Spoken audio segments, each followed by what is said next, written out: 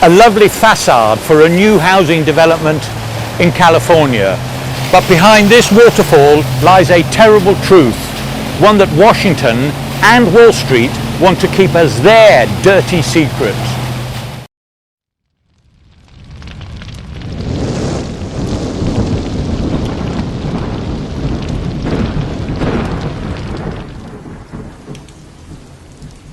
One million families every year have their homes repossessed because they can't afford to keep up the mortgages. In the richest nation on earth, people are living in tents in cities like this one in Riverside in California, along the riverbanks, in caves dug into the side of rivers. This is supposed to be the superpower, the arch example of the market economy in action, and yet families can't keep roofs over their heads. The water tower on the top of a barren hill is where dozens of families have been sent to live because they can't afford the high prices of land within the city of Riverside. If we pan around, we see that this vacant site is within a 5-minute walking distance of a railway, the railway that would take people, the commuters, into Los Angeles where they would work. This land stands idle now, the land speculator expecting to make huge capital gains sometime in the future. Meanwhile, people driven to develop lands on the barren hillside. There is no mystery as to why families are having their homes foreclosed. The subprime mortgage is the term that is used to symbolize the fact that the financial system went into crisis in 2008. But what caused the bankers to recklessly lend money to people who couldn't afford it? It was the pursuit of the unearned gains from land. Land is the one asset that delivers the largest, apparently safest capital gain to speculators. But historically we know that it's not the safest asset. Time and again there is a property boom and then a big bust. And the people who pay the price are the families whose homes are repossessed. That instability is driven by the pursuit of capital gains from land. Well, if that's the reason, then surely that is where policy should be focused. Not talking about re-regulating the bankers, greedy bankers and their bonuses, all of which, yes, happened. Yes, there were crooks, there were scams, a lot of money was made, but none of that would have been possible if the financial system was structured so as to reward the people who go to work, who add value to the economy, who produce goods and services that they can sell to the consumers. Our tax system penalizes those people. Instead, what we do is reward the pursuit of capital gains from land. It's not the buildings that make the real money, the big bucks for the developers. It's the land underneath those buildings, the capital gains. And the tax system privileges people who speculate in land, hoarding it for not just years but decades, making towns sprawl. This is an example of the huge waste of capital, scarce capital, that could be used in other ways. Roads that lead to nowhere, to barren land that was supposed to be developed by the speculators who wanted to make the financial killing. Instead, having installed the infrastructure, the market went belly up.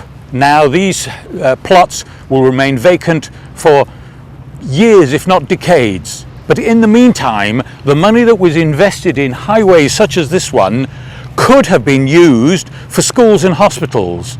Not more than a mile away from here, there's a school, brand new, empty. It will not now be used because the local government has run out of money. It can't afford to pay for the teachers to staff the school. So having invested in that school, the building, an Olympic-sized swimming pool, children will not be educated in that institution, because the property tax here in America is not now generating enough revenue to pay for the staff, the school books and the tuition that the children of America badly need. Now, if Washington and Wall Street was honest about it, they would say that that's what was driving the current financial crisis. Some people would say that it was criminal that houses like this should be standing vacant. Billions of dollars of scarce capital has been locked up in the construction of very good dwellings which families desperately need. But this is all because of an ideology that can be crystallized in the terms of the efficient market hypothesis. According to this hypothesis, which in general economists subscribe to before the boom that then went crash, according to this hypothesis, the market was efficient. People would do the rational thing. There would be no full-scale foreclosure of homes because people wouldn't get into debt that they couldn't afford to pay. Well, we now know that this efficient market is extremely inefficient, but actually it's not the market that's at fault. The fault really lies with government. Government allows this kind of thing to happen. How can we blame government? Well, they have the policy tools, the power to do something about it. They can restructure the tax incentives so that they encourage people who create jobs, the entrepreneurs and the people who are willing to work to make a living, and they can invite the owners of land like this to pay for the services that they receive from the community. If the landowners who want to use those services paid the full value for them, in the way that we do when we go into a supermarket and expect to collect goods off the shelves, we don't walk out of those shops expecting someone else to subsidize us, do we? Why is it that landowners expect to be subsidized by a property tax that is actually perverse? Government has the power to do something about that, and it refuses to do so. It thinks it's pandering to the homeowner, but the homeowner is suffering as much as anybody else. It's about time we sent a message to Washington, to Westminster, to Brussels, to all politicians, that they will be held accountable for failing to introduce a pricing mechanism that serves both the private sector, the people who produce the wealth, and the public sector, the sector that delivers services to the community. 1 million families have their homes foreclosed every year here in the United States. When is Washington and Wall Street going to tell the truth? I was born here. Sophie. Oh, she's still in there.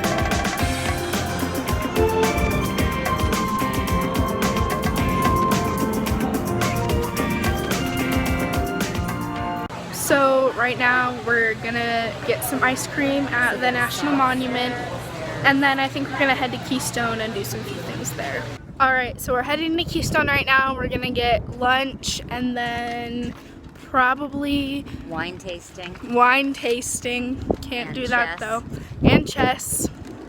And whatever else my grandma has planned. So right now we're at the Presidential Wax Museum, and I can't film in there because there's no photography at all. So I will see you guys later. I'm filming. I'm being a rebel and I'm filming. Okay, so right now we're going to go ride the chairlift and then go down a slide and like these go-kart things, and I'm actually really pumped. So yep, hopefully we won't die. Start there. I am so excited. So we just got done with the zip line and the chairlift and the slide, and it was actually a lot of fun. It was like a go-kart slide, and I think now we're gonna go to do some wine tasting. So okay, so we're gonna go eat now at the Grizzly Cafe, and then I don't know what else we're gonna do, but this is probably it for today, so I'll see you guys tomorrow.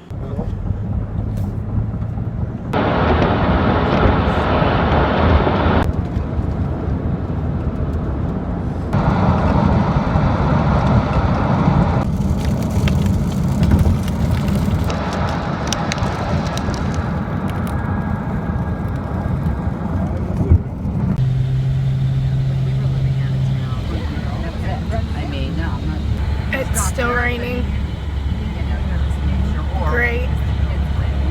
Okay, so we just got done with lunch and now we are actually at our family cemetery. It is actually, we actually have our own little section in the cemetery, which is where I'm standing right now. And I will show that to you guys right now. And then I think later today, we're probably gonna go eat some more food and just play tourist again in Salem, Nebraska, which is where we are right now. And it's actually pretty cool. I'm learning a bunch of history that I didn't know about my family until right now. So, let's go look.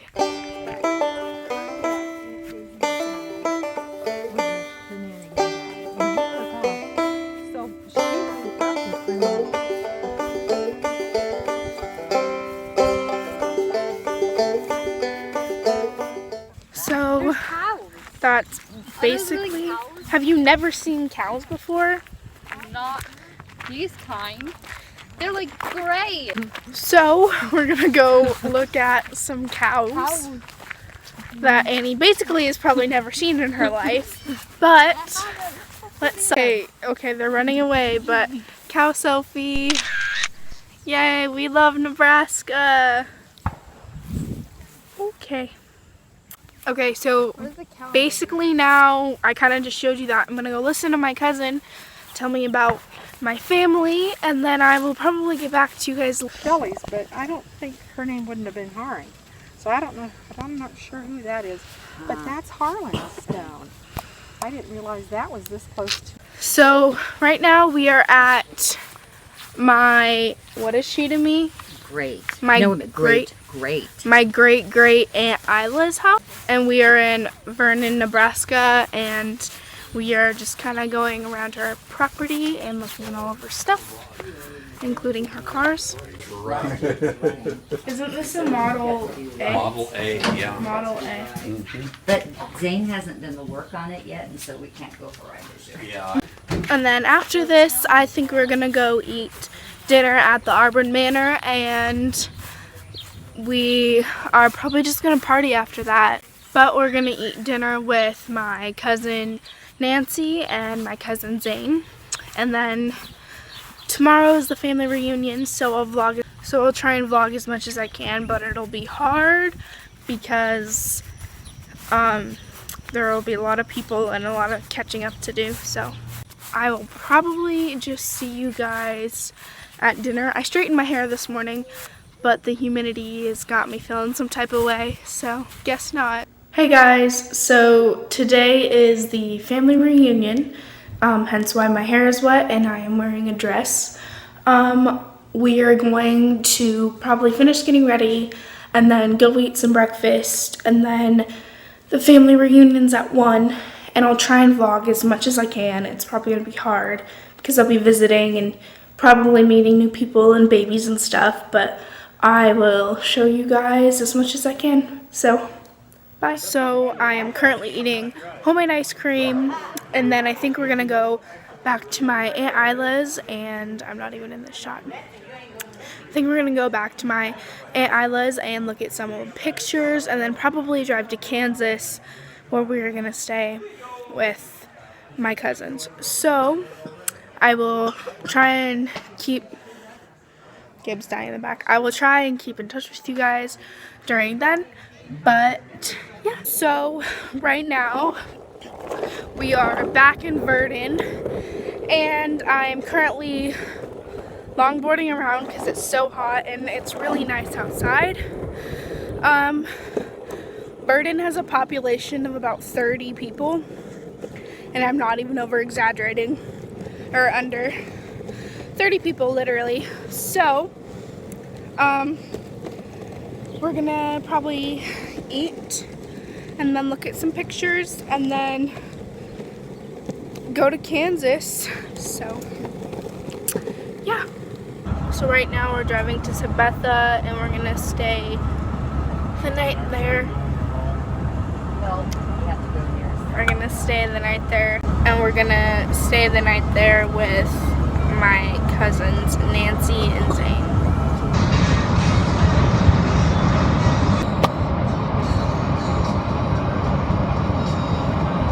Okay guys, so that is it for my vlog. It looks like I have a mustache because of the Kylie Jenner challenge, but I don't.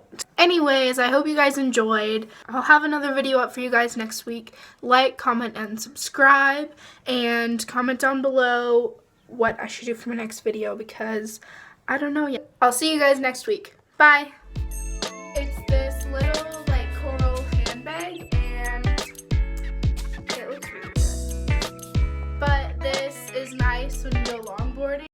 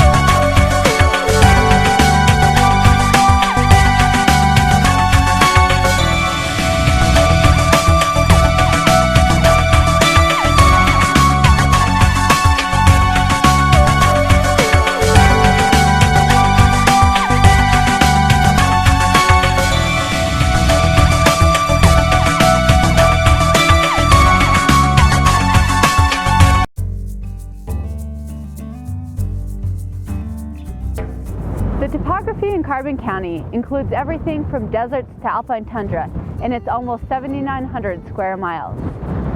The topography is as various as its residents, which included miners, bandits, ranchers, and Native Americans, to name a few. So what's in the name? Carbon was named after coal because there were numerous coal mines in the county. The first coal town in Wyoming was Carbon, founded in 1868. Carbon County has always been a hotbed for energy production with coal, copper, uranium, natural gas, wind, and a refinery.